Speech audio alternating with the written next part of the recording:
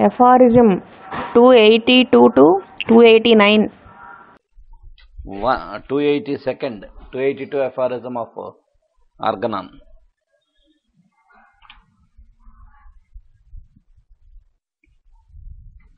It would be a certain sign that the doses were altogether too large if during treatment, especially in chronic diseases, the first dose should bring forth a so-called homeopathic aggravation, that is, a marked increase of the original morbid symptoms first discovered, and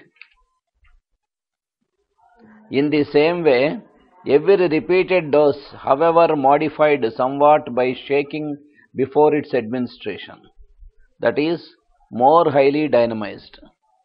The rule to commence the homeopathic treatment of chronic diseases with the smallest possible doses and only gradually to augment them is subject to a notable exception in the treatment of the three great miasms while they still effloresce on the skin, that is, recently erupted itch, the untouched chancre on the sexual organs, labia, mouth or lips or so forth, and the figwarts. These not only tolerate but indeed require from the very beginning large doses of their specific remedies of ever higher and higher degrees of dynamization daily, possibly also several times daily. If this course be pursued, there is no danger to be feared, as is the case in the treatment of diseases hidden within, that the excessive dose, while it extinguishes the disease, initiates and by continuing usage possibly produces a chronic medicinal disease. During external manifestations of these three miasms, this is not the case. For from the daily progress of their treatment, it can be observed and judged to what degree the large dose withdraws the sensation of the disease from the vital principle day by day, for none of these three can be cured without giving the physician the conviction through their disappearance that there is no longer any further need of these medicines.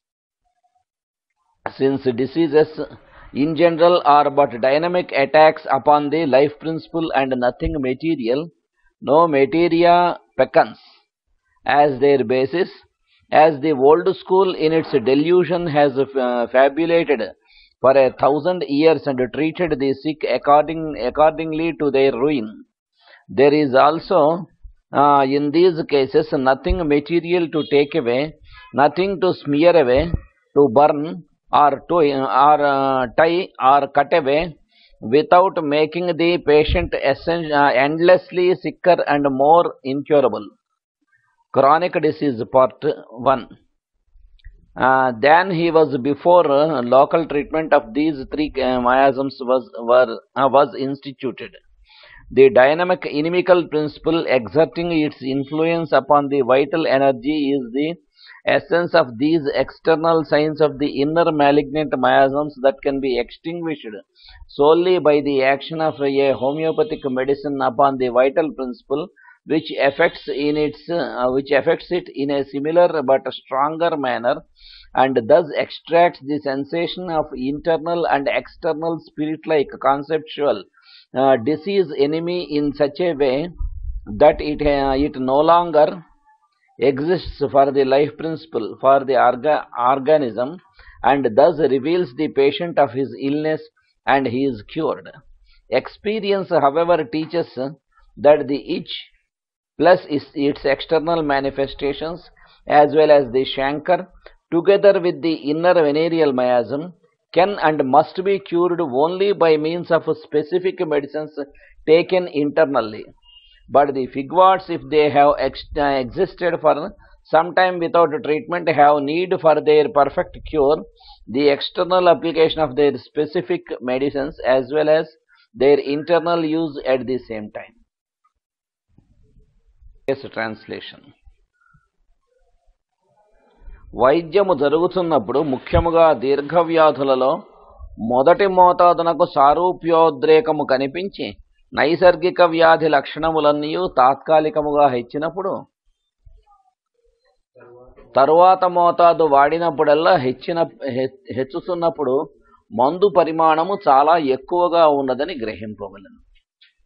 So what he explains is when one dose of the remedy is administered, when the aggravation, homeopathic aggravation starts, after every dose again the aggravation continues or increases, then the doctor should understand that the quantity is more than required of the medicine in the given potency.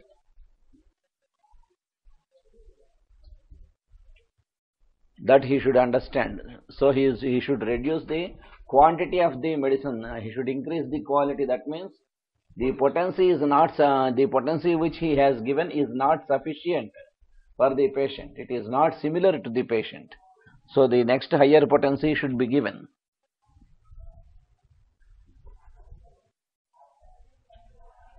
In the cases in this footnote, he explains Hahnemann. Normally, in the previous aphorisms, he explained that after giving one dose of the medicine, you can wait for the results. After some time, you should decide whether you have to repeat or increase the potency. In that manner, he has explained. But here he explains sometimes it is needed that the indicated remedy should be given with more frequency. Sometimes it should be given in almost daily doses also in some cases. But most probably this is possible, as Master E.K. has explained, and Hahnemann also in these latter aphorisms he explained. This should be followed in the millisimal scale potencies. The millisimal scale potencies can be repeated daily, one dose or two doses or three doses.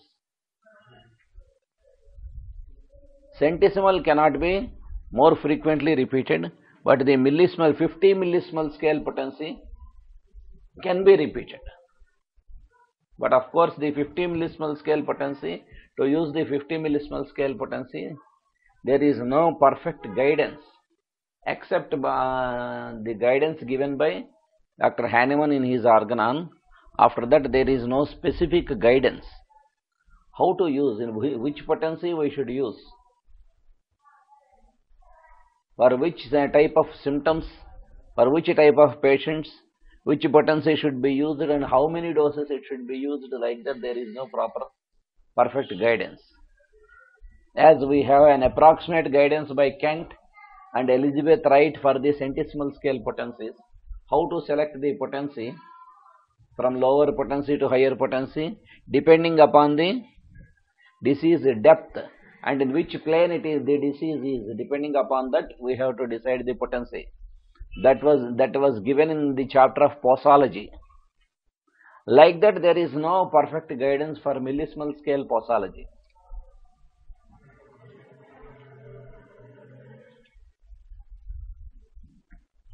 Now 283. In order to work wholly according to nature, the true healing artist will prescribe the accurately chosen homeopathic medicine most suitable in all respects in so small a dose on account of this alone. For should he be misled by human weakness to employ an unsuitable medicine, the disadvantage of its wrong relation to the disease would be so small that the patient could, through his own vital powers and by means of early opposition of the correctly chosen remedy according to symptoms similarity, and this also in the smallest dose, rapidly extinguish and repair it. So after giving a remedy by mistake which is not similar to the patient and his condition, if a remedy is given, normally what we think, it should be antidoted when it is given in a wrong manner. By mistake, when the remedy is given, so it should be antidoted. And here what he explains is, If you select a second remedy which is exactly suitable to the patient, which is similar to him, that remedy itself will antidote the action of the wrongly given medicine. So that can be directly administered after this.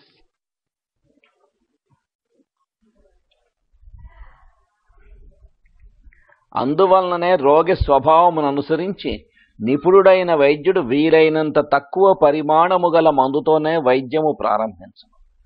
మానవ సహజమైన పొరపాటున రోగికి సరిపోని మందు ప్రయోగింపబడినచో ఆ మొదటి మోతాదు తక్కువ పరిణామమైనప్పుడే రోగి ప్రాణశక్తి దానిని తిరస్కరించుట సులభము.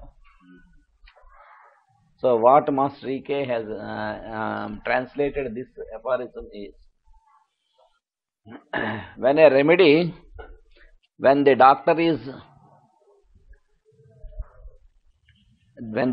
understands the case and perceives the case in a perfect manner, he will select the remedy in the possible similar minute form, that is more higher potency, when which is suitable to the patient to extinguish the natural disorder when it is given. But in the previous aphorism he explained that when the given potency is lower, then the aggravation will be more. So here also, when the remedy is being selected on this manner, it will extinguish the disease. And sometimes when the potency is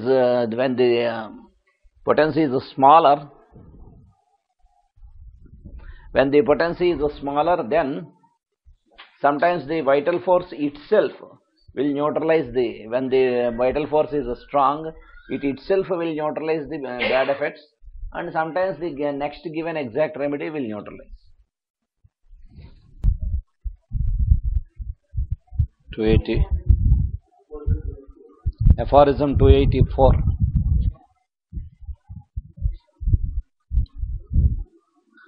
Besides the tongue, mouth and stomach, which are most commonly affected by the administration of medicine, the nose and respiratory organs are receptive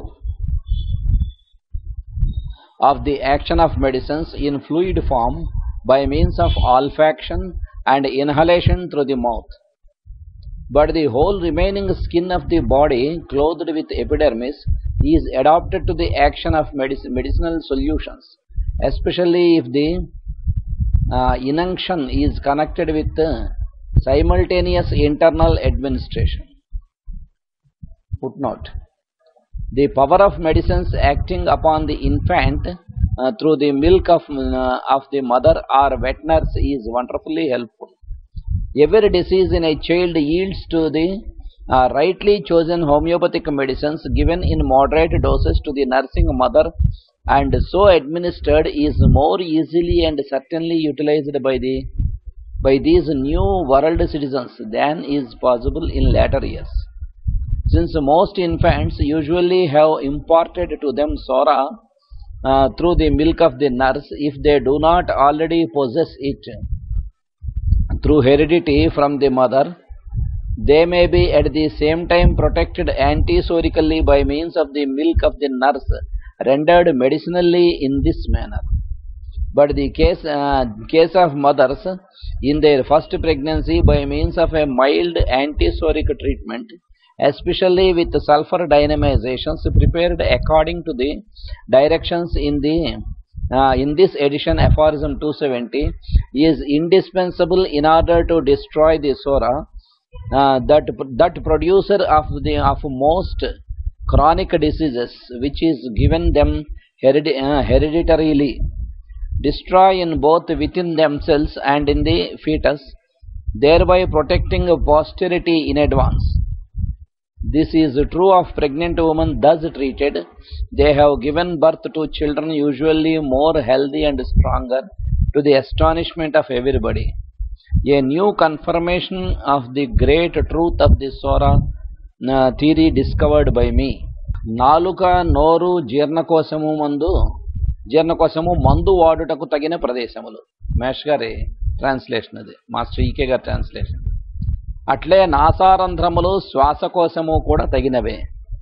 మందును త్రాగుట గాని వాసన చూచుట గాని చేయవచ్చును.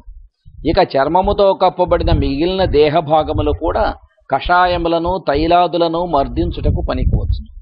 ఇవన్నీ నోటిలో గాని ముక్కులో గాని ప్రధాన ఔషధ సేవనము జరుగుతున్నప్పుడు మాత్రమే పనికివచ్చును. So the administration of medicine, it can be done through olfaction and also through mouth, by the tongue. And also sometimes he advises in later aphorisms, when the patient is unconscious, through skin also we can administer the medicine. You have to you have to give a small cut to the skin, then you administer, you rub the medicine on the skin, on the cut. In that manner also sometimes the medicine will help. But simultaneously what he advises is we should administer the indicated remedy through mouth. That should, internal medicine also should be continued. And for chronic diseases sometimes when it is needed, externally also some oils or some things we can supplement. But only experimenting with these things is not helpful. Apart from giving the medicine internally, depending upon the constitution, then only we can do it. And in the footnote what Hahnemann advises, if we treat the mother during pregnancy, there is every possibility to prevent the miasms to the child. And he advises to give the antisoric remedies like sulfur. But here also, in another place he advises, and Kent also advises, you have to give the indicated antisoric remedy, not only sulfur. Only he is giving as example. But mostly why he advises sulfur is, it is king of antisorics. So in the midst of the treatment also, as intercurrent remedy, if we administer sulfur in the required potency, that also will help to clear the miasm, not only in the mother but also in the child. So the hereditary factors can be neutralized to some extent if we treat the mother and also simultaneously the child through constitutional homeopathic treatment during pregnancy. And in some other place Hahnemann explains that the medicine which the mother has taken, that will work in the child also through her milk. So that is also he has explained. Basing upon this aphorism, some doctors theorize. There are some theories by some homeo doctors I have seen. It is better to give anti-miasmatic treatment during pregnancy for all the miasms. Few doctors have advised to give Sorinum in 1 month, in first month Sorinum, in second month Medorinum, in third month Syphilinum. Like that they have advised, some doctors. But it is not the thing that Hahnemann has explained here. He did not advise to give these medicines as specifics for the miasms.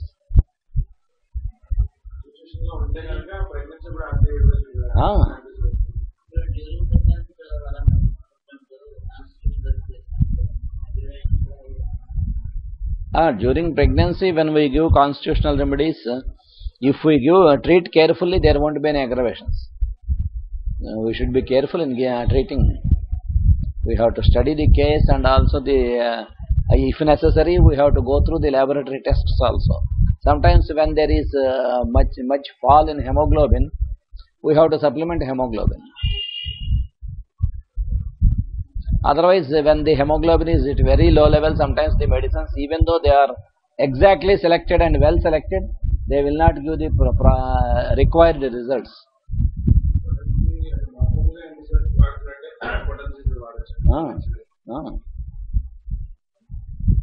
Next, 285.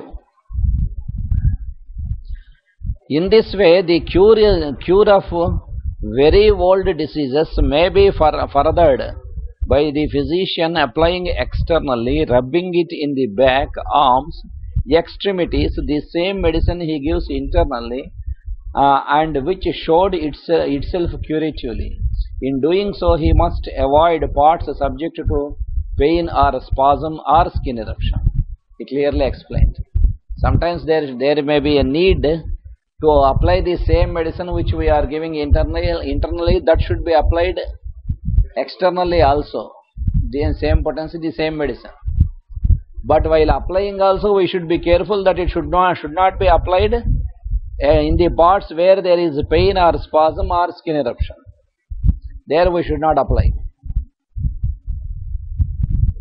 From this fact may be explained those marvelous cures, however infrequent, where chronic deformed patients whose skin nevertheless was sound and clean were cured quickly and permanently after a few baths, whose medicinal constituents by chance were homeopathically related. On the other hand, the mineral baths very often brought on increased injury with the patients whose eruptions on the skin were suppressed. After a brief period of well-being, the life principle allowed the inner, uncured malady to appear elsewhere, more important for life and health. At times, instead, the ocular nerves would become paralyzed and produce amaurosis.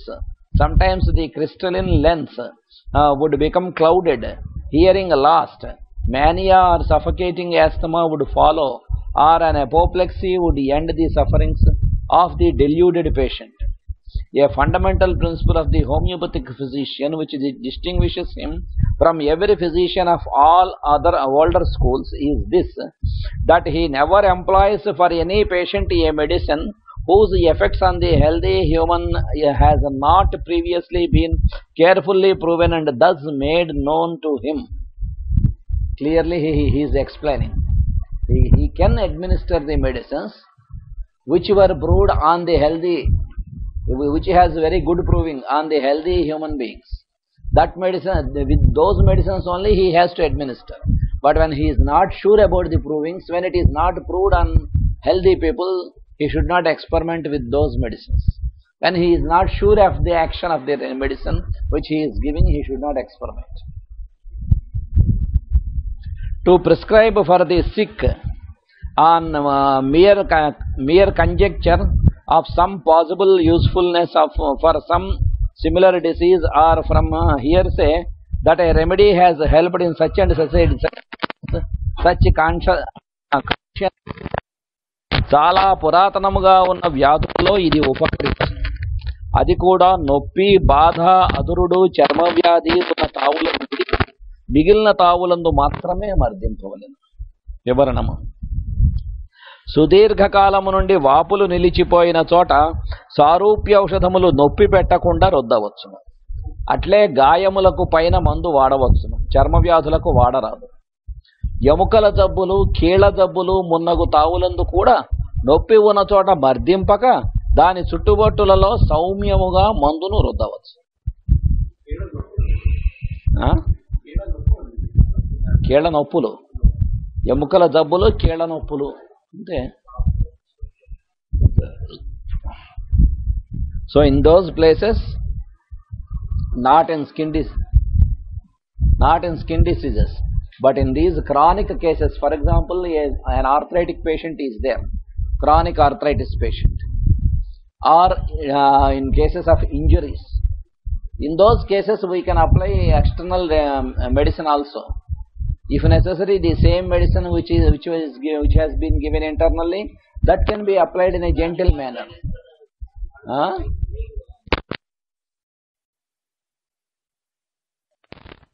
We can apply arnica externally, or arnica ointment, or we can mix arnica in some oil, and that also can be applied. Like that we can apply. But normally, basing upon this aphorism, some people they apply.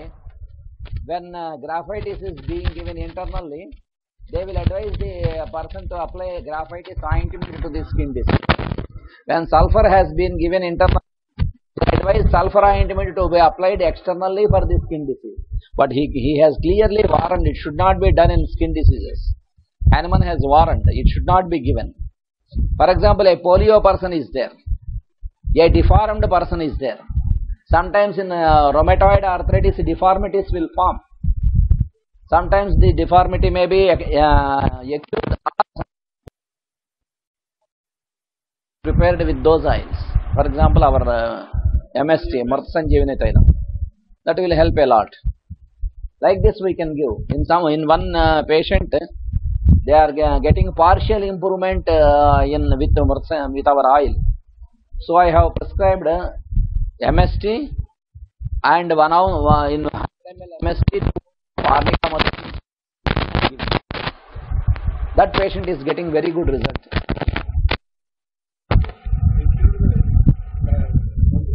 In a strong manner, but it should not be rubbed or it should not be massaged in a very strong way, because that will still spoil the case in some cases. Gentle, not hard massage. Aphorism 286.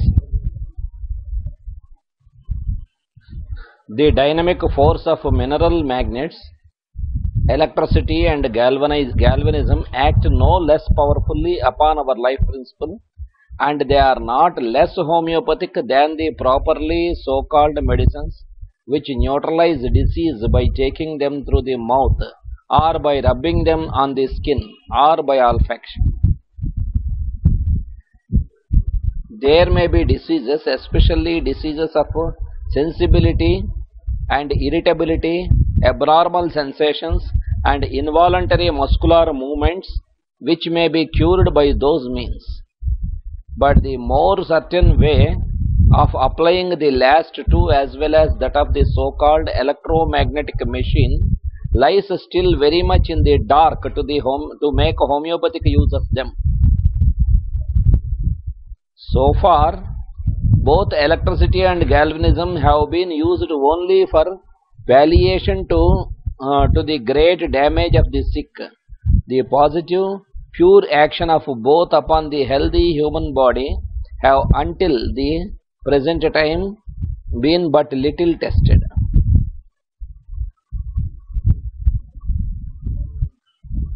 Of course, some remedies were tested according to Hahnemann's principle. For example, electricity and magnetos, all these were tested, and also they were tested upon some of the healthy human beings also. Provings are there. Master E.K.'s explanation. అయస్కాంతములు, విద్యుత్ శక్తి మొదలగునవి కూడా ఔషధముల వలనే ప్రాణశక్తిపై ప్రభావము చూపును. ఔషధమును లోపలికి సేవించుట, చర్మమునకు రుద్దుట ఎంత ఉపకరించునో ఇవి కూడా అంతగా ఉపకరించును. So electricity can be used as a medicine, but normally at present what we know is ECT. We know all over the world we know ECT, that is shock treatment for any psychic disorders. But actually for psychic disorders, if shock treatment is being given, the person gets more weak. In the beginning he may get some improvement. In some people they are getting, in few people they are getting good improvement, but in others they are getting the bad effects. Why few people are getting good improvement? Because the application for them may be either partially or fully similar to them. That is homeopathic principle. Due to homeopathic principle only they are getting improvement with that. He is also explaining in the same way. But it should not be generalized. When anything is generalized means that is the problem. So electricity and magnetism also can be used as curative agents.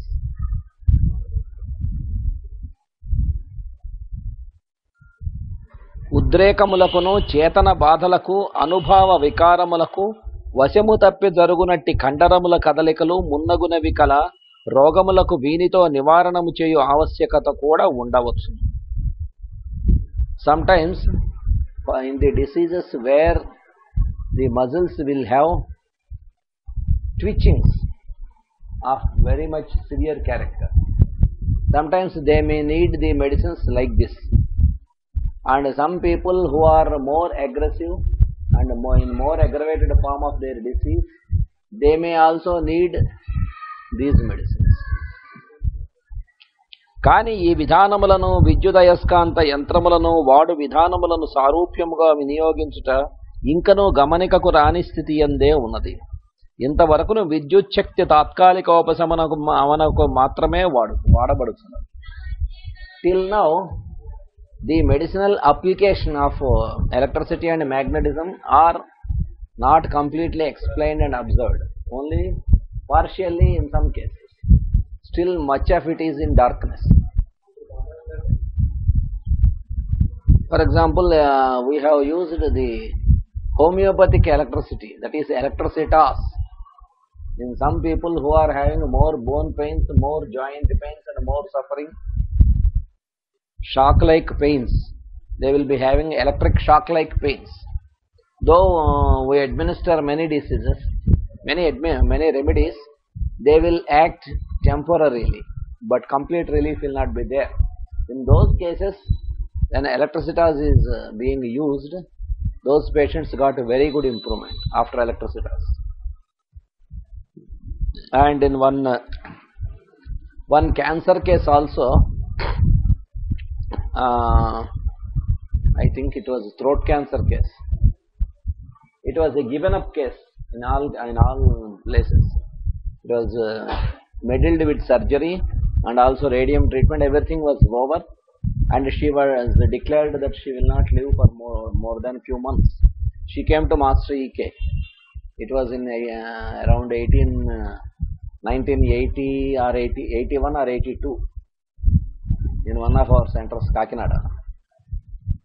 Then Master has administered electricitas 200 directly to that patient. She started getting very good improvement. I knew that she lived for more than 5 to 6 years later. What happened later, I do not know.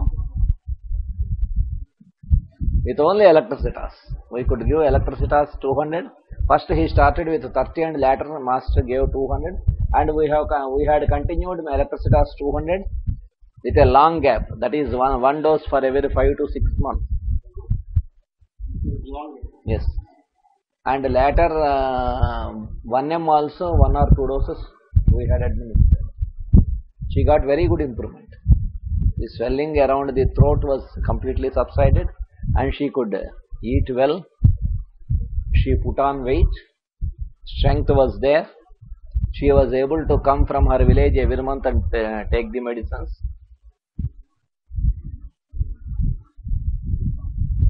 దాని వలన తీరని నష్టములు కలుగుతున్నవి.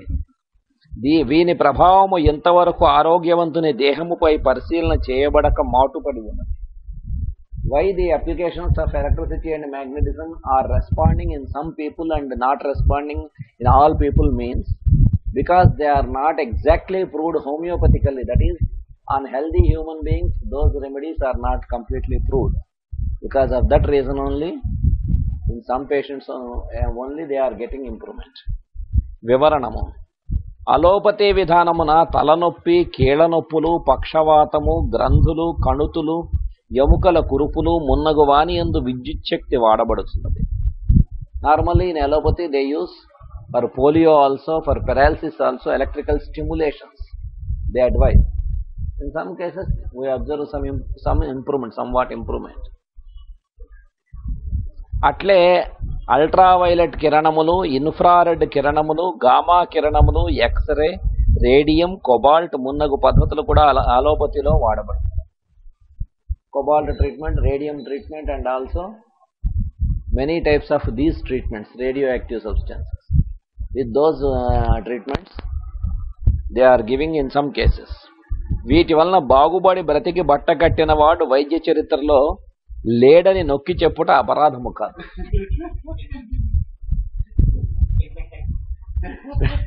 So with radium treatment and also with cobalt treatment and with laser treatment, Laser also, when it is being used in a proper way, they will give some results in some people. But when it is used in an improper way, the bad effects will be there. So what Master is telling, up to the experience, medical experience, very few people got benefited and many people were not at all benefited by these things.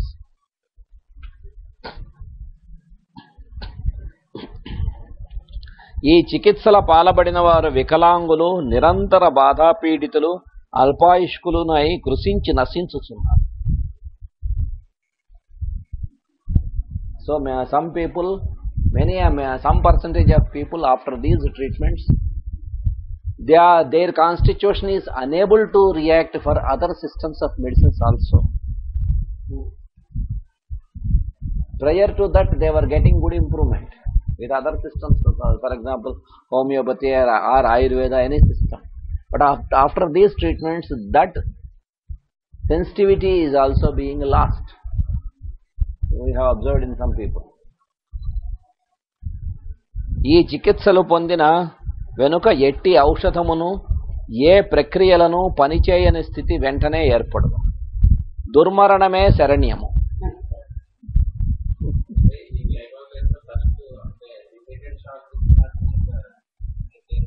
ఏం చేయలేము. అది కొంతవరకు వాళ్ళ constitution, వాళ్ళ brain cells ఎంతవరకు పాడయ్యేటువంటిది, ఎంతవరకు react అయ్యేటువంటి దాని మీద ఆధారపడి ఉంటుంది. 1 or 2 times అయితే పర్వాలేదు. రిపీటెడ్గా వచ్చినప్పుడల్లా కొంతమంది ఇన్వేరియబుల్గా ఇచ్చేస్తూ ఉంటారు. అవి కేసులు పాడైపోతాయి.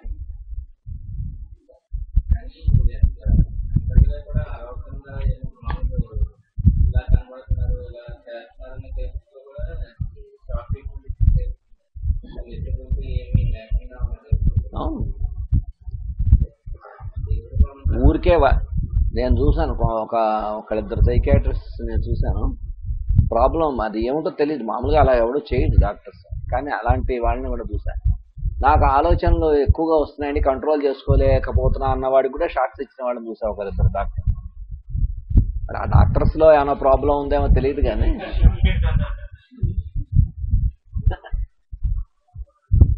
మెడిసిన్స్తో ముందు ట్రై చేసి కాదు అనుకుంటే వాటితో వాళ్ళు ఏదైనా ప్రయత్నం చేయొచ్చు. ముందు అసలు మెడిసిన్స్ ఇవ్వకుండా డైరెక్ట్గా అసలు దాంతోనే అంటే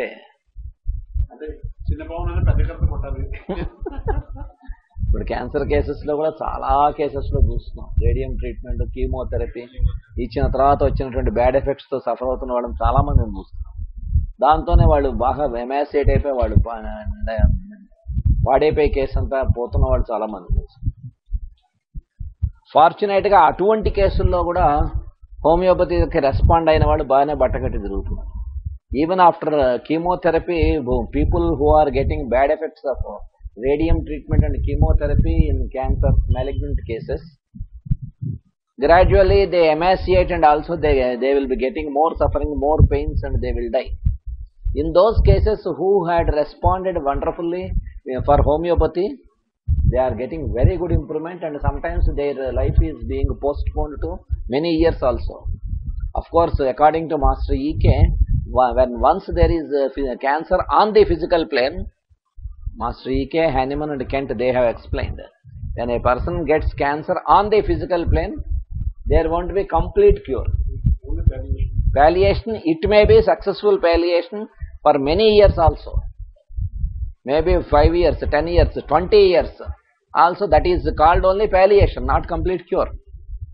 On any day he may get a relapse in the same organ or any other organ also, or any other system also. There are possibilities. Now we are treating one case. She is around 55 years.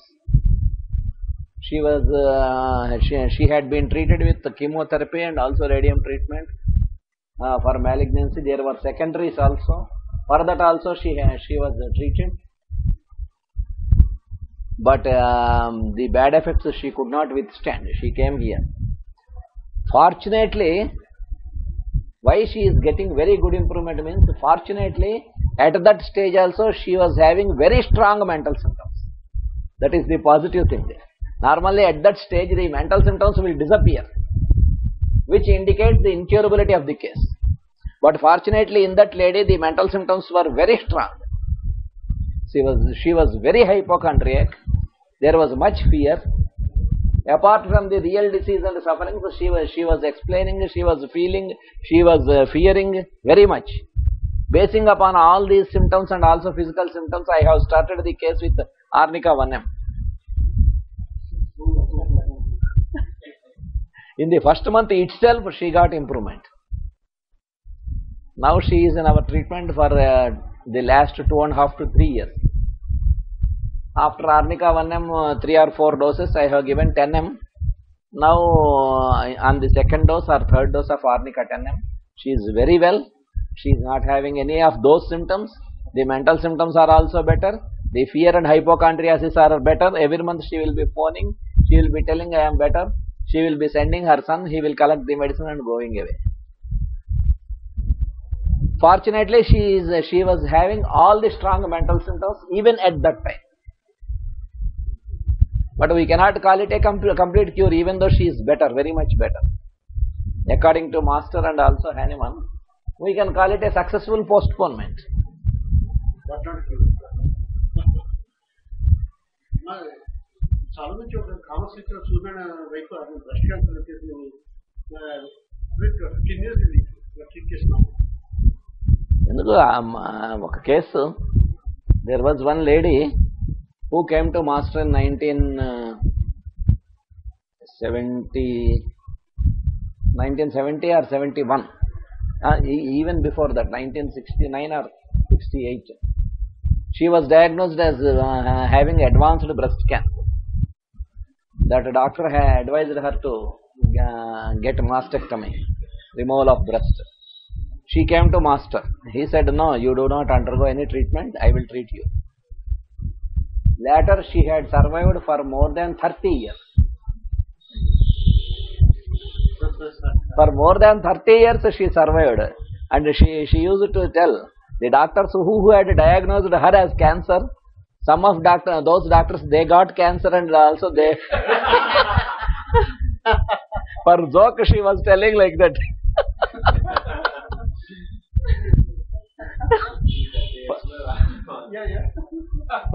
For nearly 30 years she survived.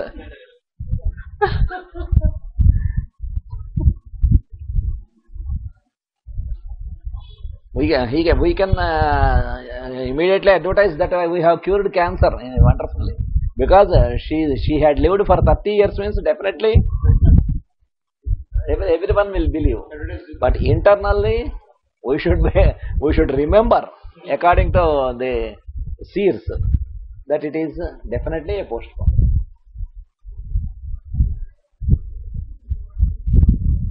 దుర్మరణమే శరణ్యము. పిచ్చివారి తలకు విద్యుద్ఘాతములు, electric shocks ఇచ్చుట కూడా ఇట్టిదే. ఇట్టి శాస్త్రీయమైన అజ్ఞాన పద్ధతికి గురి అగుచున్న రోగముతో చచ్చుట కన్నా గురి అగుట కన్నా రోగముతో చచ్చుట ఎక్కువ సుఖమరణము కలుగజేయును. ఇట్టి శాస్త్రీయమైన అజ్ఞాన పద్ధతికి గురి అగుట కన్నా రోగముతో చచ్చుట ఎక్కువ సుఖమరణమును కలుగజేయును. ఇదిగాక ఈ ప్రకృతి మహాశక్తులను సారూప్య విధానమున వినియోగించి నివారణోపాయములు కనిపెట్టుటకు ఈ దిగువ సూత్రములలో శాస్త్రాచార్యుడు చక్కని సూచనలను ఇచ్చి ఉన్నాడు. ఆ సూచనలను స్వీకరించి అతని అడుగుజాడలలో నడిచిపోయిన ఎలెన్ మొదలగు మహానుభావులు దాన్ని ఎంతగానో వృద్ధి చేసిరి. So what Hahnemann has explained, you can prepare remedies in homeopathy with all these things and you can prove them on healthy people, and in similar cases you can administer. In the same way X-ray was prepared. Now X-ray is a very strong medicine in very defecting constitutions. It can cure really, no boasting, but it can cure really the cancer diathesis, that is constitutionally. When in hereditarily there are cancers in 3 or 4 generations, it can completely eliminate and cure in next 2 or 3 generations cancer tendency constitutionally. We may think that there is no cancer at that time, But how can we know? How can we know that we have to give X-ray? In those cases, when there is hereditary of cancer in some generations, in 2 or 3 generations, they had some persons have died with cancer. In those cases, even we give correct treatment, exact similar treatment, the response will be very slow after some time.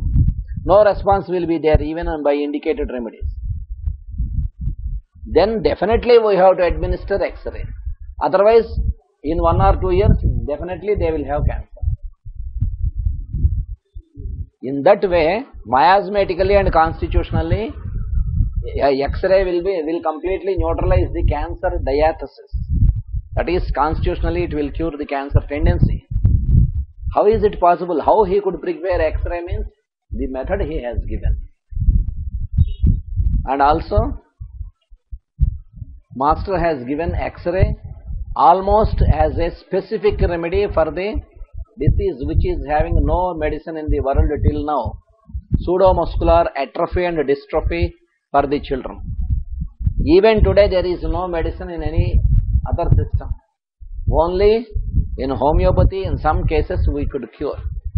Almost he has given X-ray as a specific remedy that should be compulsorily administered in those cases on 1 or other day during the course of treatment.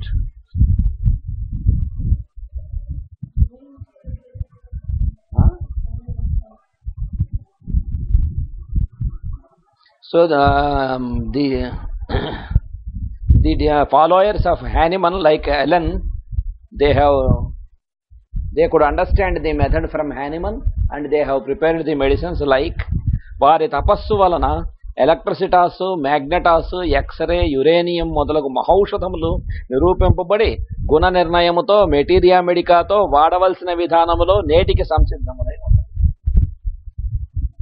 So the followers of Hahnemann like Allen, they could prepare the medicines like X-ray, magnetas, electricitas, uranium, all these things they have prepared. And now the remedies are ready for use in a homeopathic way. Not that X-ray should be used for each and every cancer case. It will not give any effect. When it is indicated, when it is not indicated, if we give X-ray for cancer, like some people give carcinosin for cancer. As a specific remedy, they will be giving carcinosin. But there won't be any effect. Materia వానిలో అంత దుష్కరములైన వ్యాధులు ఆశ్చర్యకరముగా నివారింపబడుట అనుభవమునకు తెలిసిన విషయం. With those remedies, very horrible diseases which were considered as incurable, they were completely cured according to my experience, that is Master's experience. He is explaining. So 287, Aphorism 287. The powers of the magnet for healing purposes can be employed with more certainty according to the positive effects detailed in the Materia Medica Pura under north and south pole of a powerful magnetic bar.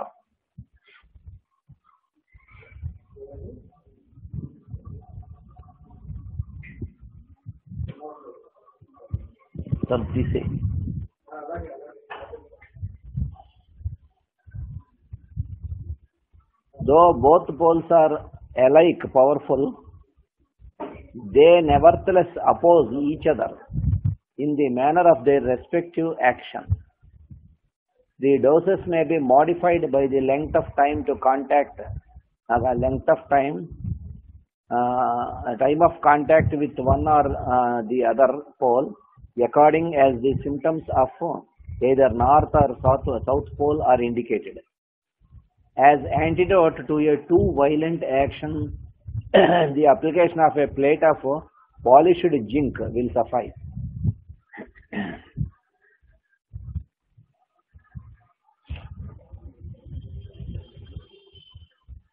Commentary of Master E.K.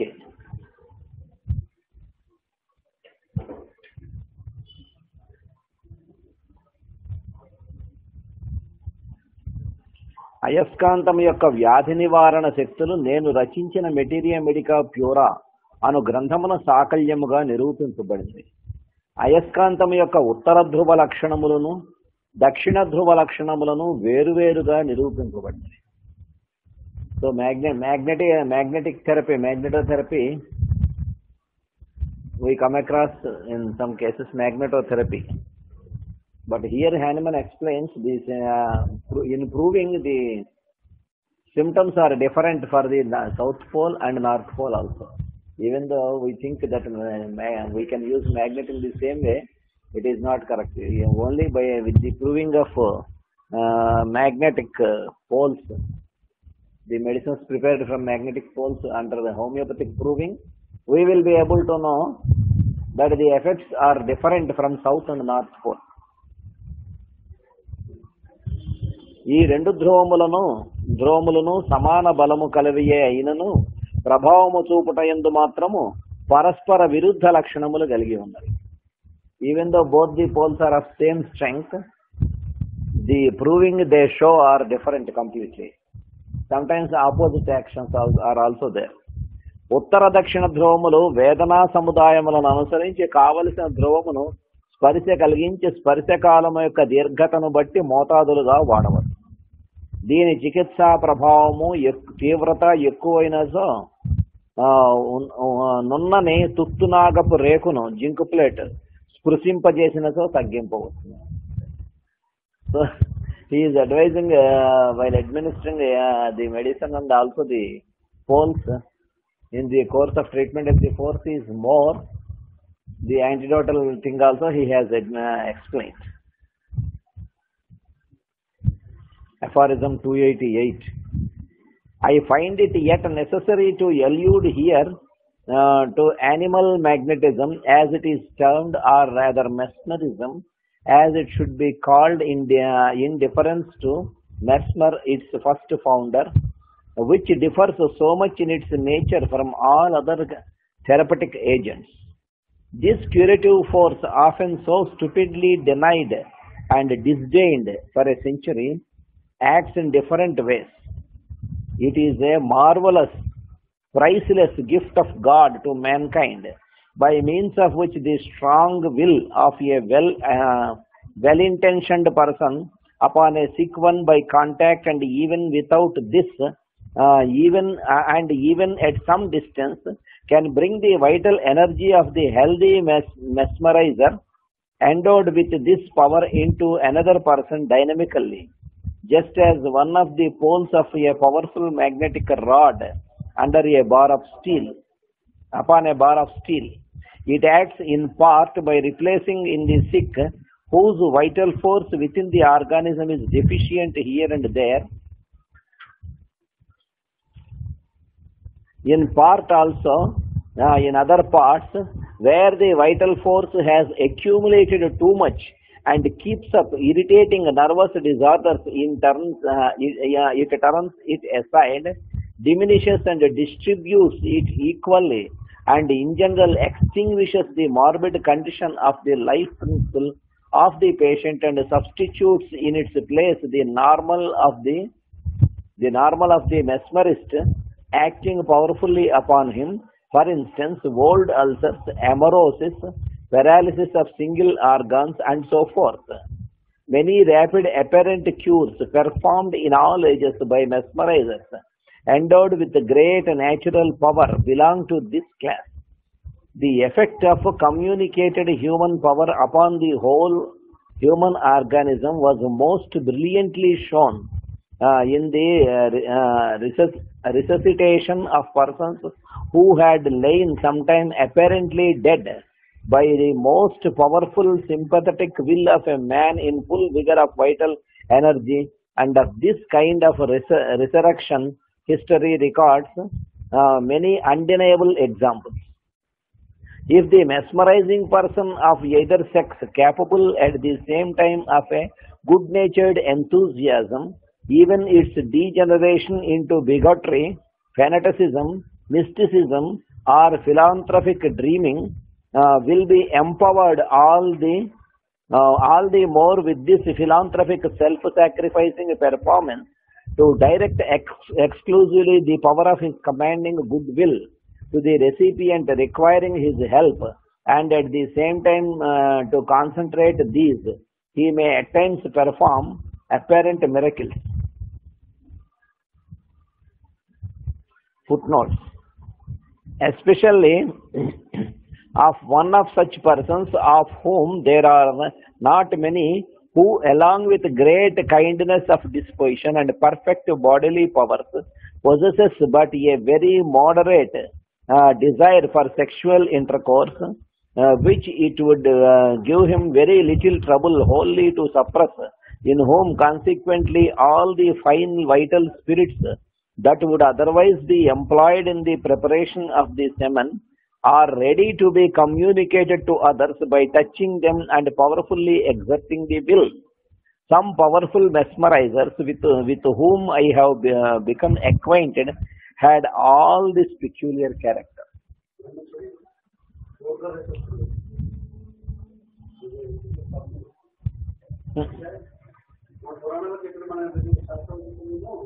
Yeah.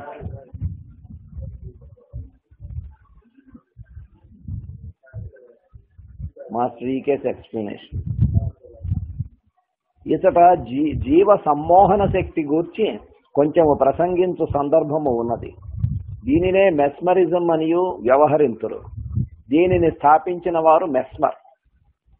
అతని పేరుతో ఇది వ్యవహరింపబడుతుంది. Because it was first established, this faculty was established by Mesmer.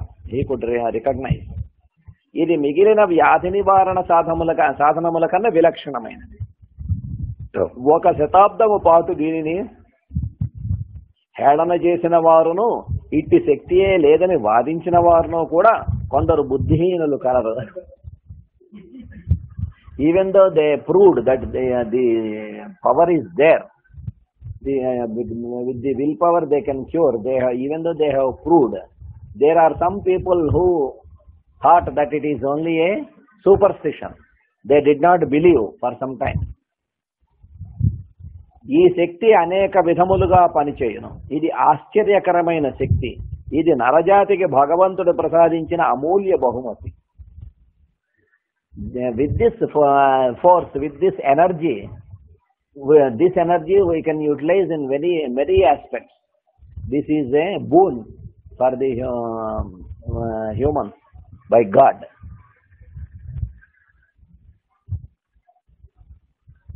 సత్సంకల్పము కలవాడు, బలిష్టమైన ఇచ్ఛాశక్తి కలవాడు ఒక పురుషుడు ఎవడైనను స్పృశించి అయినను రోగిని స్పృశింపక అయినను దీనిని ప్రసరింపచేయరు. ఏ person who is having a positive attitude, who is kind hearted, and also who is having a strong willpower, strong character, he can transfer this energy by touching the patient, and sometimes from distance also, without touching the patient also. Nowadays pranic healing, Reiki, in those things they are practicing in similar lines. శక్తిమంతమైన అయస్కాంతం యొక్క ధ్రువము స్పర్శ లేకుండా కూడా ఇనుప మొక్కపై ప్రభావము చూపుతున్నది కదా, అట్లే ఈ మహాశక్తియును. రోగి అందరి దేహమున అందందు ప్రాణశక్తి తక్కువగా ఉన్న తావులలో ఇది పూరకముగా పనిచేయను. In patients who are having low vital energy, or the vital energy distributed here and there in many parts, this type of procedure will distribute the vital energy in equal way throughout the body and throughout the force. ఇంకను రోగి దేహమున ప్రాణశక్తి కొన్ని తావులలో ఎక్కువగా చేరి క్రిక్కిరిసి ఉండుట వలన ఉద్రిక్తములైన నరముల వ్యాధులు పుట్టును. అట్టి తావులందు ఈ శక్తి ప్రాణశక్తిని సమీకరణము చేయగలదు.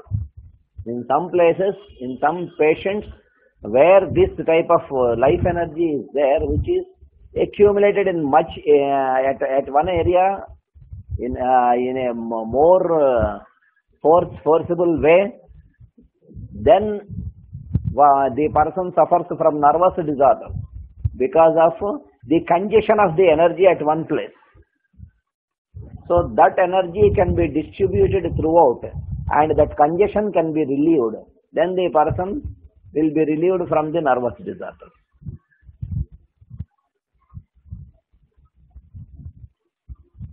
ఇంకను వ్యాధిగ్రస్తమైన స్థితి నుండి ప్రాణశక్తిని ఆరోగ్య స్థితికి కొనివచ్చుటకు ఈ శక్తిని ఉపాసించువాడు తన సామర్థ్యమును ఉపయోగించి సాధింపవచ్చు.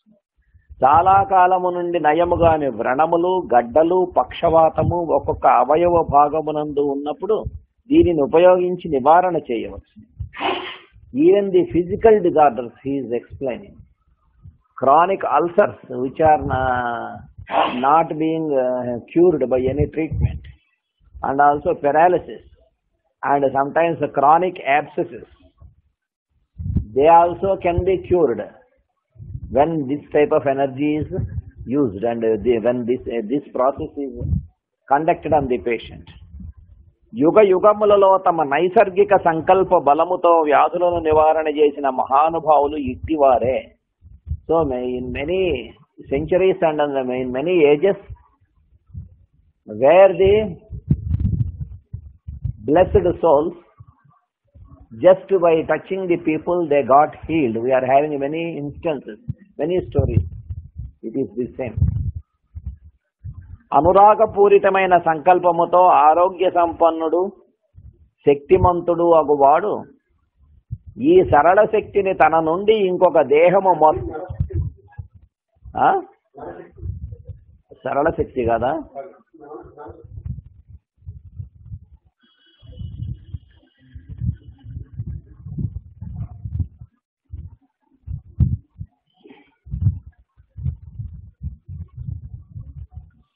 ఈ నరశక్తిని తన నుండి ఇంకొక దేహము మొత్తమునకు ప్రసరింపజేసినప్పుడు దీని ఫలితంలో తెలిసింది.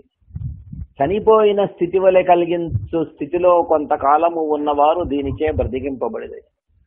So person who is very strong and who is having affectionate attitude, love and affection are there from the heart, and also with strong will they started utilizing these types of energies from nature. Even though when some people were apparently dead for some time, with this process they could survive again. Normally they could come to life again. ఈ వికృతమైన మృతకోత్థాపన క్రియ విషయమున చరిత్రలో ఎవ్వరు ఈ విధమైన మృతకోత్థాపన క్రియ విషయమున చరిత్రలో ఎవరినూ కాదనటకు వీలు లేని ఉదాహరణములు ఉన్నవి. So nobody can deny the examples in the history this resurrection. దీనిని ఆధారముగా చేసుకుని అంధవిశ్వాసములు, ఆవేశాభిమానములు, ఊహా ప్రపంచములు, జీవకారుణ్య సుఖస్వప్నములు మొదలగు పతిత మార్గములు అనేకములు పుట్టి ఉండవచ్చు.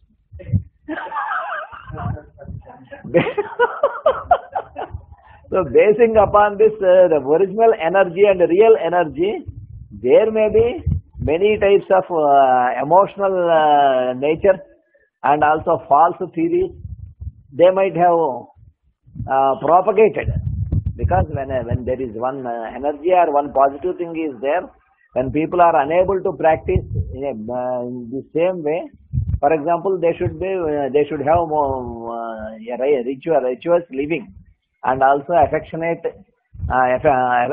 should be there, love should be there. They should love each and everyone in a real way. Divine love should be there. So when one should have that much means he should practice. His character should be good. So there may be some people who are lazy to practice all these things. They might have thought in a certain way, in an emotional way, and wrong things also might have propagated. కానీ వానికన్నా వేరుగా దీనికి సత్యమైన అస్తిత్వం ఉన్నది. సాధు స్వభావము గల స్త్రీ పురుషులలో ఎవరైనను దీనిని నిర్వహింపగలరు. But this is completely different from those emotional things. These types of people who either males or females also, they can practice this and they can utilize this to sick people. సత్సంకల్పపూరితమైన ఉత్సాహము కలవారు ఈ జీవకారుణ్యమయమైన ఆత్మసమర్పణ పూరితమైన ప్రదర్శనము చేయగలరు. అజ్ఞాన రూపమైన సత్సంకల్పము రూపమున ఆజ్ఞారూపమైన సత్సంకల్పము రూపమున దీనిని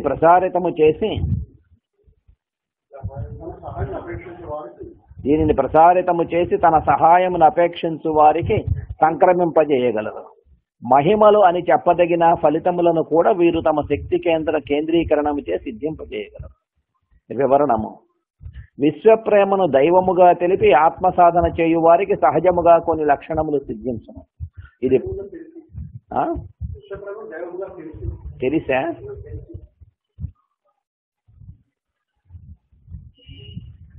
విశ్వప్రేమను దైవముగా తెలిసి ఆత్మ సాధన చేయు వారికి సహజముగా కొన్ని లక్షణములు సిద్ధించును.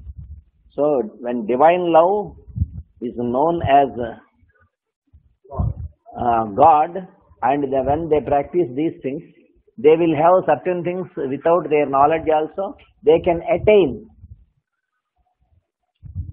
Slowly they will be able to know what they have attained. ఇది ప్రాణమయ మనోమయ విజ్ఞానమయ కోశములలో ప్రసరించుచుండు శక్తి. సాధకుడు అంతరాత్మ ఎడల మేల్కొనటం వలన ఈ లక్షణములు అబ్బును. So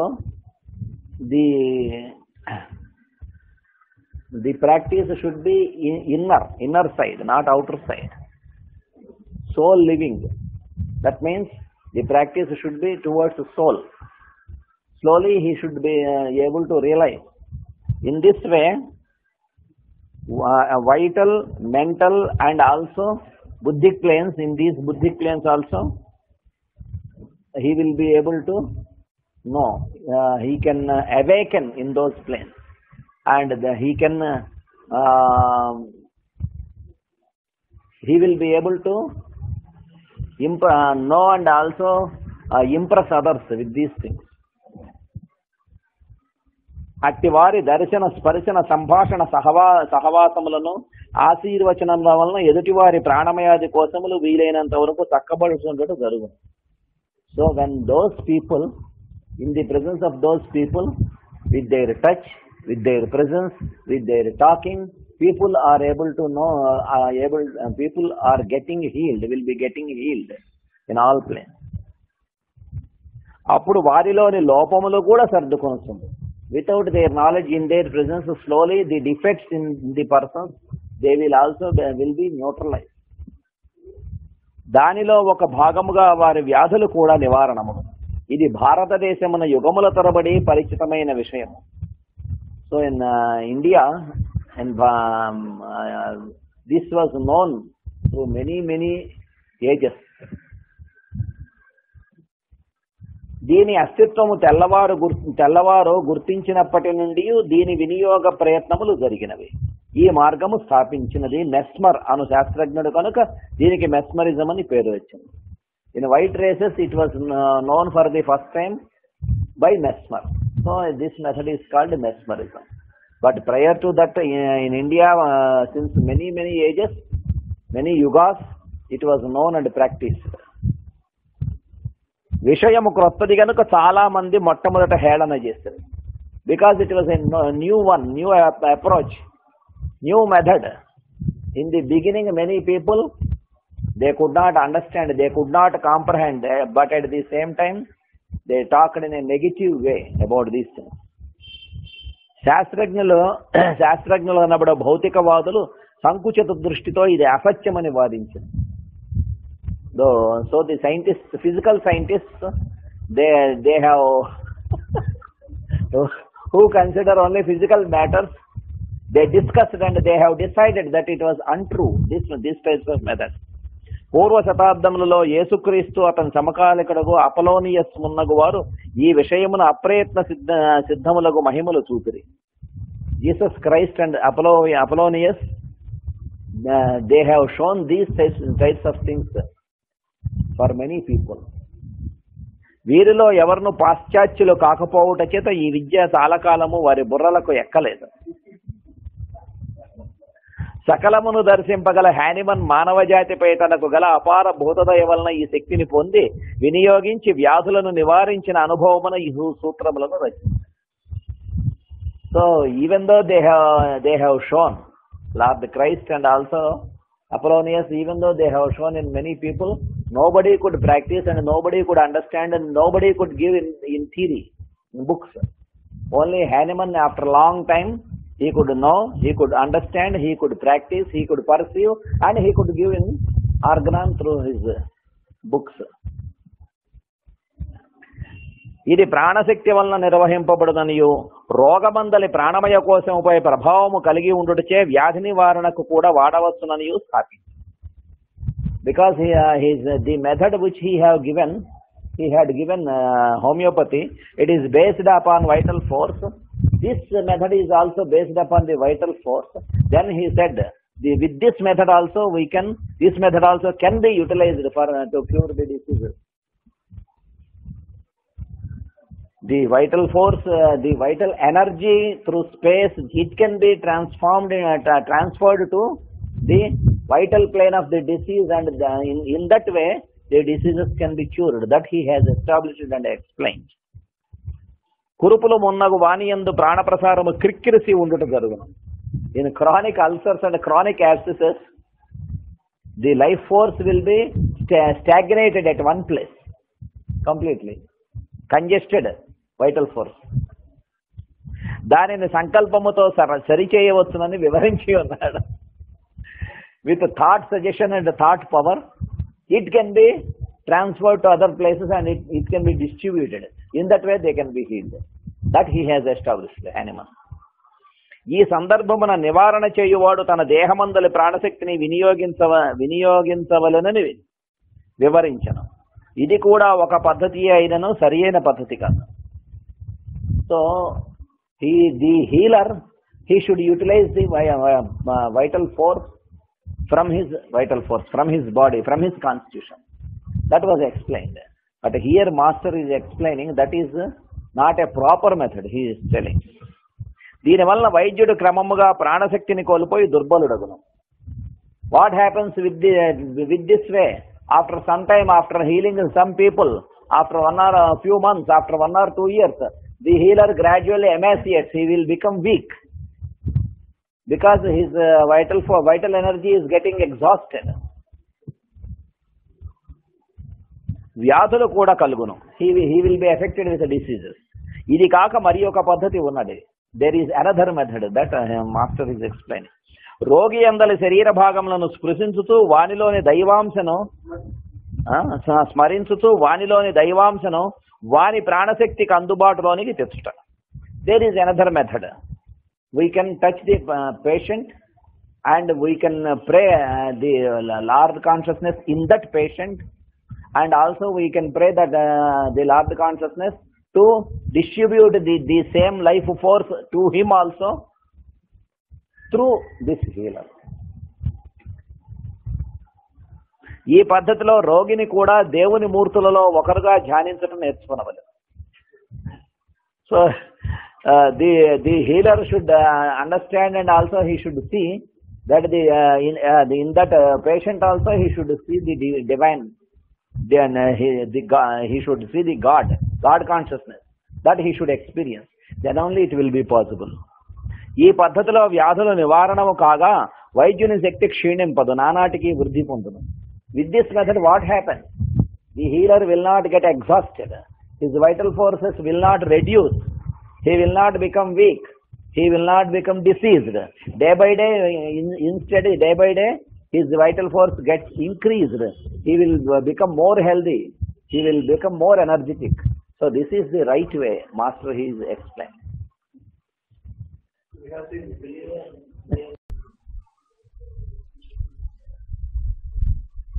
Aphorism 289.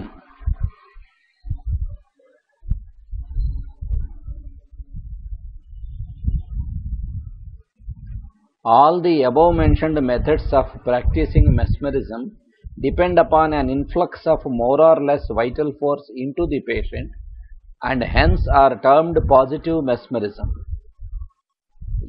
An opposite mode of employing mesmerism, however, as it produces just the contrary effect, deserves to be termed negative mesmerism.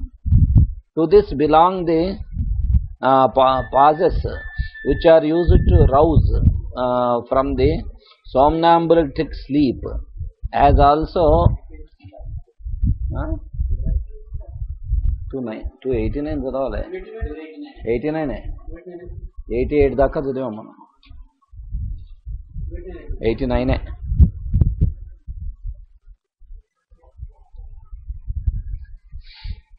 To this belong the pauses which are used to rouse from the somnambulic sleep, as also all the manual processes known by the names of soothing and ventilating.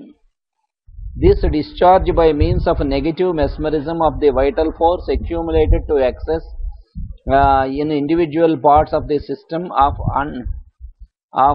undebilitated persons is most surely and simply performed by making a very rapid motion of the flat extended hand held parallel to and about an inch distinct from the body, from the top of the head to the lips, to the tips of the toes. The more rapidly this pass is made, so much the more effectually will discharge be effected. Thus, for instance, in the case where a previously healthy woman, from the sudden suppression of her catamania by a violent mental shock, lies to all appearance dead, the vital force which is probably accumulated in the precordial region will, by such a rapid negative pass, be discharged and its equilibrium throughout the whole organism restored, so that the resuscitation generally follows immediately.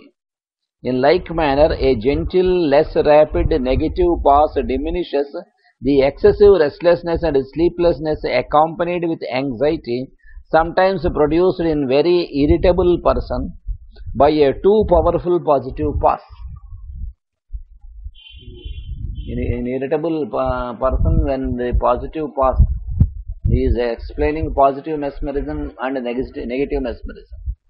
Positive mesmerism means when the person is weak and when he is having a lack of reaction and the vital force is low, to rouse the vital force, first of all, he advised in the previous aphorism. Now, when there is a more vital force accumulated in the body, to relieve it, what we have to do, that he is explaining, that is named as negative mesmerism.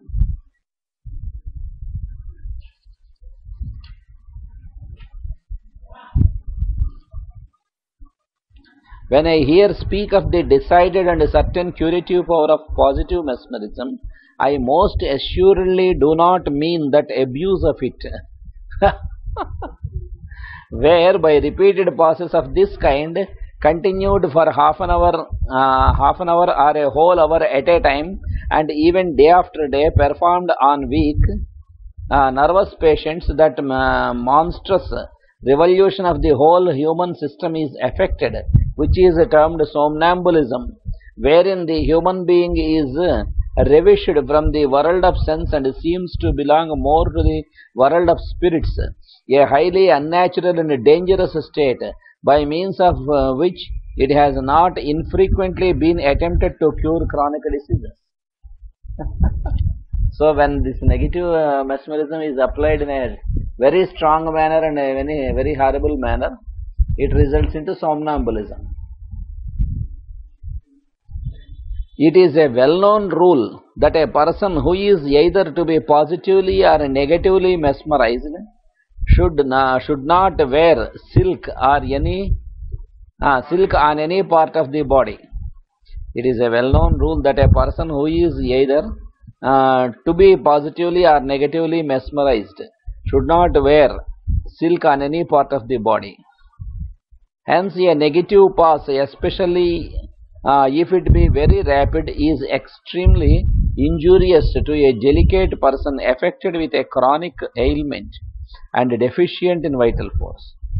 A strong country lad, 10 years of age, received in the morning, on account of slight indisposition, from a professed female mesmerizer several very powerful passes with the points of both thumbs from the pit of the stomach along the lower edge of the ribs, and he instantly grew deathly pale and fell into such a state of unconsciousness and immediately that no effect could arouse him.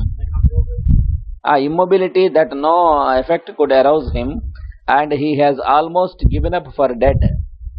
I made his eldest brother give him a very rapid negative pass from the crown of the head over the body to feet, and in one instant he recovered his consciousness and became lively and well.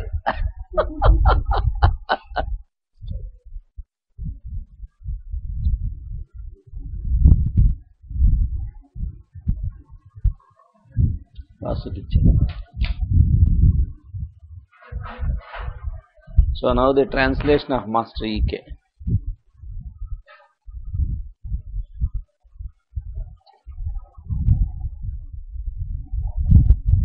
ఈ పద్ధతులన్నీ రోగిలోనికి కొంత ప్రాణశక్తిని ప్రసరింపజేయు ప్రయత్నములై ఉండును కనుక ఇది రుణ ధన సంజ్ఞలలో ధన సంజ్ఞకు చెందిన శక్తి ప్రసారం. అంటే ముందు చెప్పింది ప్రీవియస్ ఎఫారిజంలో what he had explain, that is a positive mesmerism. That is from the toes to head. You should pass the hand from slowly, very slowly, from his toes to head. Negative mesmerism is from head to toes.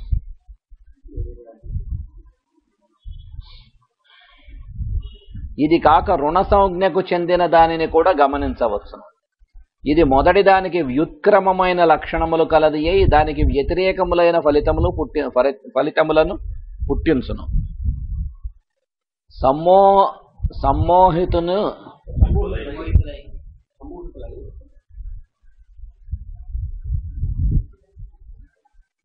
సమ్మోహితులై నిద్రించు వారిని మేల్కొల్పుటకు చేయు హస్త సంచాలనములు ఈ తరగతికి చెందినవి.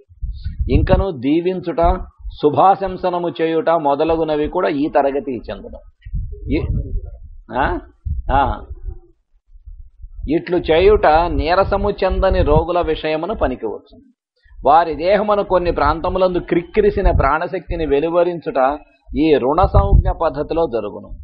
చేయి ముందునకు చాచి చేతి వ్రేళ్లను పూర్తిగా తెరచి ఉంచి రోగి దేహమునకు ఒక అంగుళము దూరమున తాకకుండా నిలిపి శిరస్సు నుంచి పాదాంతము దాకా వేగముగా దిగదుడుపు చేయుట వలన సులభముగా ఈ శక్తిని పుట్టించవచ్చు.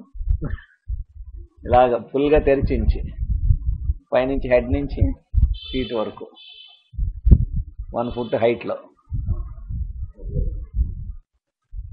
దీనిని ఎంత వేగముగా చేసినా అంత శీఘ్రముగా ఫలవంతముగా ప్రాణశక్తిని రోగియందు క్రిక్కిరిసిన స్థలముల నుండి విడివడుట చేయవచ్చు. This should be practised in a speedy way from head to foot. The hand should be passed 1 inch above the body. So with what speed we perform this, with that speed the congested vital force gets relieved. ఉదాహరణకు ఒక ఆరోగ్యవంతమైన స్త్రీ ఆకస్మికముగా బలీయమైన మానసిక ఘాతము చేత తెలివి తప్పి పడిపోయిందనుకున్నాము. లక్షణములన్నీ చనిపోయిన స్థితినే సూచింపవచ్చును. ఆమెలోని ప్రాణశక్తి గుండెకాయ పై పొర చుట్టూను క్రిక్కిరిసి ఉండును. When a lady has fell down like dead due to a sudden mental shock, why it happened means the whole vital force, vital energy is congested around the heart, around the pericardium. ఆమెలోని ప్రాణశక్తి గుండెకాయ పైపొరను క్రిక్కిరిసి ఉండును. ఆమెపై ఇట్టి ప్రసారమును చేతితో ఆపాదమస్తకముని చేసిన ఎడల శరీరము మొత్తమునందును సమప్రసారము ప్రారంభమగును. వెంటనే ఆమె బ్రతికి లేచు. So with that shock she fell down like that because the vital force is completely congested near the heart center, around the pericardium. So when we practice this method, slowly it gets released, and also the person immediately the vital force gets distributed throughout the body. Immediately she will survive. She will be normal from the shock. అట్లే నిదానముగా ఒక ధన సంజ్ఞా ప్రసారమును చేయుట వలన మనస్సునకు స్థాయి లేకుండుట, నిద్ర పట్టకుండుట, ఆతురత మొదలగు వాణిని నివారించవచ్చును.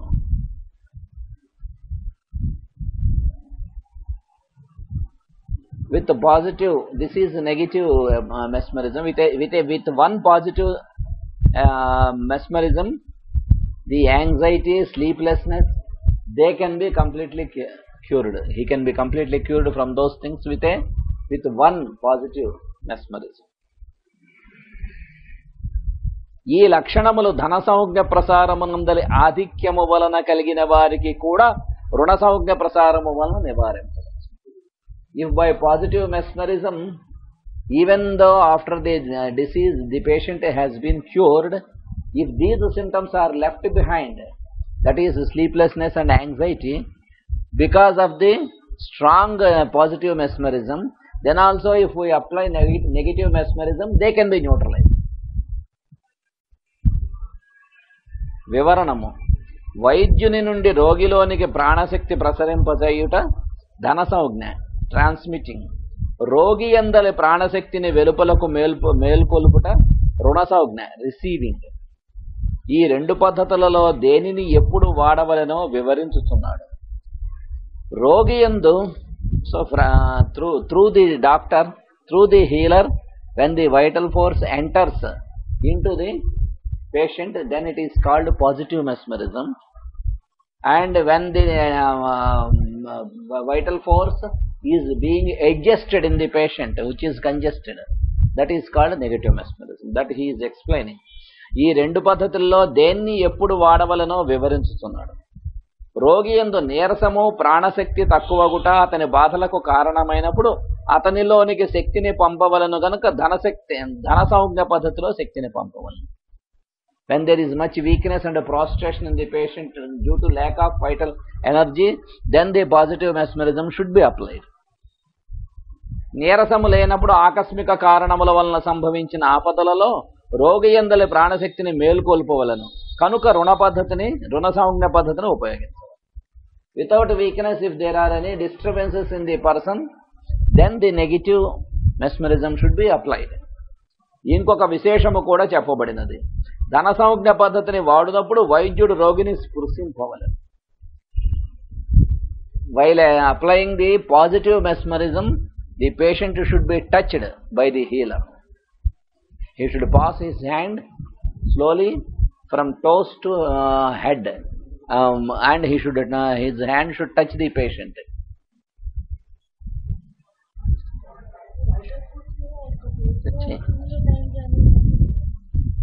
దేగా చెప్పారు ఇప్పుడు. వాట్ హీ హ్యాస్ ఎక్స్ప్లెయిన్డ్ ఇటు వచ్చేలేదే.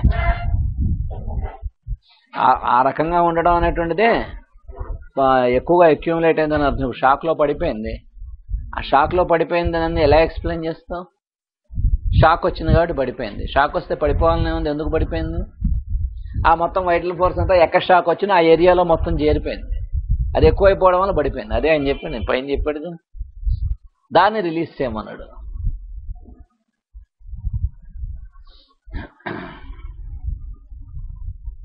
అప్పుడు ధన సంజ్ఞ పద్ధతిని వాడినప్పుడు వైద్యుడు రోగిని స్పృశింపవలను.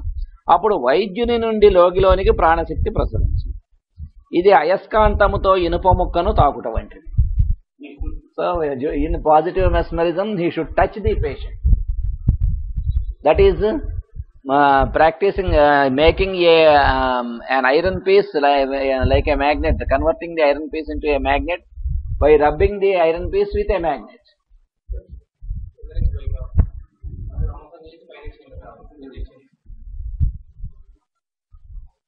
ఇది అయస్కాంతముతో ఇనప ముక్కను తాకుట వంటిది. అట్లుగాక రుణ సంజ్ఞ పద్ధతిని వాడవలసినప్పుడు తాకక రోగి శరీరము నుండి అంగుళము దూరముగా చేతితో ప్రసారము చేయవలెను. ఇతట రోగి దేహమందలి ప్రాణశక్తి ప్రభావం వలన స్పర్శతో సంబంధము లేకయే రోగిలోని ప్రాణశక్తి మేల్కాంచి ప్రసారము. In negative mesmerism he should not be touched. The hand of the healer should be one inch above the patient's completely from the body. Why? In the positive mesmerism, the patient needs energy. He is lacking energy. But in the negative mesmerism, he is having more energy. That should be relieved. Here only Master has explained in previous aphorism. While practicing this type of mesmerism and by healing, this is one type of healing. By healing, if the doctor thinks that he is healing the patient, slowly what happens in a few months, the healer becomes very weak, emaciated. He will become sick. He will be affected with diseases. Why? Because of his thinking only. He thinks that he is the healer. He is sending the vital process from his body, from his vital force. In that way he thinks. So he transfers the energy like that. So that energy gets exhausted. Actually the process of vital force and healing energies, they transmit, they come through the sun, from the space. So the healer should think that the healing is being done through him, not by him. If he thinks that it is done by him, he gets exhausted and he will be affected with the diseases. Plenty of prana. Master CBB has also explained plenty of prana. Plenty of prana is there in space. That plenty of prana should be supplied to the patient through the healer, not by the healer. That he should remember. If it is passed through the healer, if he thinks, he understands, he prays like that, the healing energies are being passed through me, then he doesn't get exhausted. Even though he heals many thousands of people for many years also, day by day his health also will improve. He will not be affected. Progressive health will be there for him.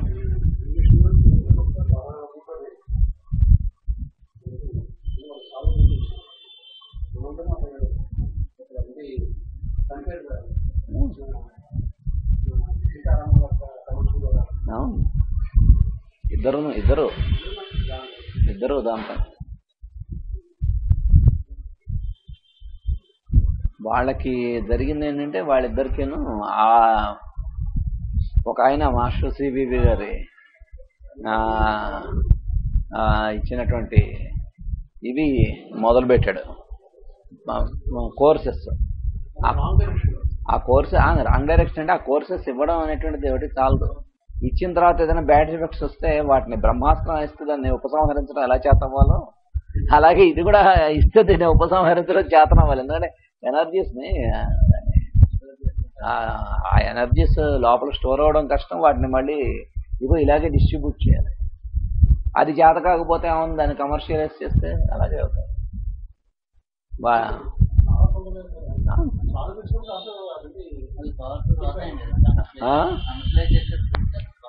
Powers పోతాయి. ఈలోపు పోయేవాళ్ళు పోతారు. వాడి powers పోతే పర్లేదు, ఈలోపు పోయేవాళ్ళు పోతారు. వాళ్ళిద్దరు శుభ్రమైన వాళ్ళు, చక్కగా వర్క్ చేసేవాళ్ళు. అందులో ఒక ఆయన మంచి బాగా వర్క్ చేసేవాడు, అన్నయ్య. ఒక ఆయన అన్నదమ్ములు ఇద్దరు అలాగే ఇదయ్యారు. ఇచ్చేసి ఈ కోర్సెస్ ఇచ్చేసి వెళ్ళిపోయాడు. ఆయన ఈ ఊరు వచ్చినప్పుడు కూడా మాస్టర్ గారును తర్వాత రామకోటయ్య గారు బాడీలో ఉన్నంతకాలం ఆయన ఈ ఊరు రాలే. రామకోటయ్య గారు ఒప్పుకునేవారు కాదు. ఆయన రామకోటయ్య తాత గారు బాడీ వదిలేశాక అప్పుడు ఈ ఊరు వచ్చి ఆయన ఈ కోర్సెస్ అనేటువంటివి ఇవి చేస్తే చాలా క్విక్గా మీకు అందరికీ హీల్ అయిపోతాయి. మీరు మాస్టర్ గారి దగ్గర ప్రేయర్స్ నేర్చుకుని చేస్తున్నారు, కానీ ఇన్నాళ్ళ నుంచి మీలో డెవలప్మెంట్ అనేది ఇచ్చేస్తే వస్తుందని చెప్పాడు. చేసి ఆ కోర్సెస్ ఇచ్చినందుకు దానికి ఒక ఫీజు పెట్టాడు. ఆ కోర్సెస్ ఇచ్చేసి వెళ్ళిపోయాడు ఆయన ఈ ఊరు నుంచి. ఆయన క్యాంప్ అయిపోయింది. ఆ తర్వాత వీళ్ళలో చాలా డిస్టర్బెన్స్ క్రియేట్ చేసి విత్ ఇన్ 5-6 months ఇద్దరు చనిపోయారు. ఆ ఇచ్చినటువంటి కోర్సెస్ ఏవైతే ఉన్నాయో అవి మ్యాష్ గారు కోర్సెస్ ఇవ్వడం మేము చూసాం.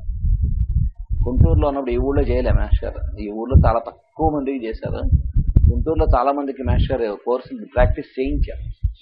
కానీ ప్రాక్టీస్ చేయించినప్పుడు వాళ్ళలో ఏ రకమైన తేడాలు వచ్చినా మ్యాష్ గారు పక్కనే ఉండేవారు. ఆయన ఎక్కడికి వెళ్ళిపోలే. కొంతమంది చేయించారు. చేయించిన వాళ్ళని మేము చూసాం కూడా. చూస్తే ఆయన పక్కనే ఉండేవారు. వాళ్ళలో ఆ తేడాలు వచ్చి మళ్ళీ సర్దుకునేంత వరకు ఆయన పక్కనే ఉండేవారు, ఎక్కడికి వెళ్ళలే. వాళ్ళు ఈ రోజు కూడా శుభ్రంగా ఉన్నారు. అదేగా అంటాడు బ్రహ్మాస్త్రం సంధించడం నాకు తెలుసు కానీ ఉపసంహరించడం నాకు తెలుసు. అలా ఉంటాయి ఇవి. అందుకే మాస్టర్ గారు, మాస్టర్ సివివి గారు కూడా చెప్పారు, ఈ కోర్సెస్ అనేటువంటిది మేము ఎవరిని చేయాలో వాళ్ళకి చేస్తాం తప్ప అందరూ చేయొద్దు, ఎందుకంటే ఇది చేత కాకపోతే చాలా కష్టం అన్నారు. ఓన్లీ మాస్టర్ సివివి నమస్కారం అనుకోండి దేనికైనా పనికి వస్తుంది చాలు అన్నారు ఆయన. అలాగే మాస్టర్ సివివి నమస్కారం అనేది కూడా 108 సార్లు ఎందుకు చేయకూడదని అడిగారు చాలా మంది. మాస్టర్ గారిని కూడా అడిగారు, అడిగితే చేయకూడదు అన్నారు. మరి నువ్వు మాస్టర్ సివివి నమస్కారం అనేది పొద్దున రాత్రి అనుకో చాలు, అంతకన్నా చాలు. అది అనుకుంటే నీలో ఏ ఎనర్జీస్ వివేకన అవ్వాలో వివేకన అవుతాయి, అంతకన్నా చేయకూడదు అన్నారు.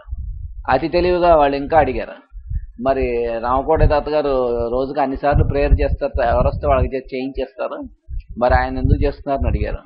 అంటే దానివల్ల వచ్చిన ఎనర్జీస్ని ఎటు డైవర్ట్ చేయాలో ఆయనకి తెలుసు, మరి మీకు తెలియదు, అదే ప్రాబ్లం అని చెప్పారు. వచ్చిన ఎనర్జీని ఆయన దాచుకోడు, ఆయన లోపల ఎక్కడికి డైవర్ట్ చేయాలో అక్కడ డైవర్ట్ చేస్తారు. అది చేత అవ్వాలి.